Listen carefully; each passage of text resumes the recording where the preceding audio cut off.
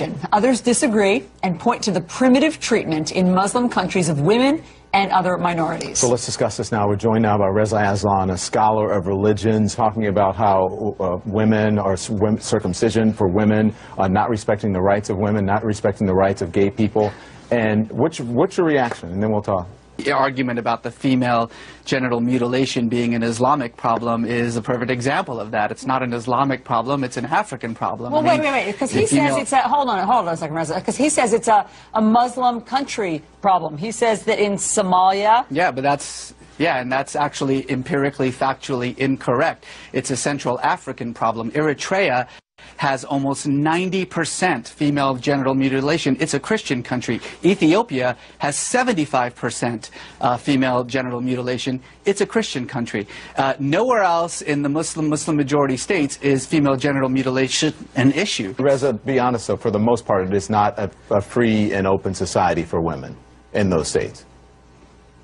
Well, it's not in Iran, it's not in Saudi Arabia, it certainly is in Indonesia and Malaysia, it certainly is in Bangladesh, it certainly is in Turkey.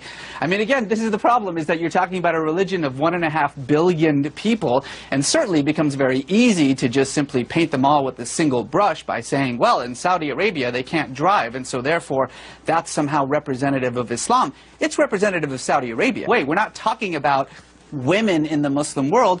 We're using 2 or 3 examples to justify a generalization. That's actually the definition of bigotry. All right, fair enough. The question at the bottom of the screen that everyone is looking at. Does Islam promote violence? Islam doesn't promote violence or peace. Islam is just a religion, and like every religion in the world, it depends on what you bring to it. If you're a violent person, your Islam, your Judaism, your Christianity, your Hinduism is going to be violent. There are marauding Buddhist monks in Myanmar slaughtering women and children. Does Buddhism promote violence? Of course not. People are violent or peaceful, and that depends on their politics, their social world, the way that they see their communities, the way they see themselves. Stoning and mutilation and those barbaric practices should be condemned and criticized by everyone. But to say Muslim countries as though Pakistan and Turkey are the same, as though Indonesia and Saudi Arabia are the same, as though somehow what is happening in the most extreme forms of these repressive countries, these autocratic countries, is representative of what's happening in every other Muslim country, is frankly, and I use this word seriously, stupid. So let's stop doing that.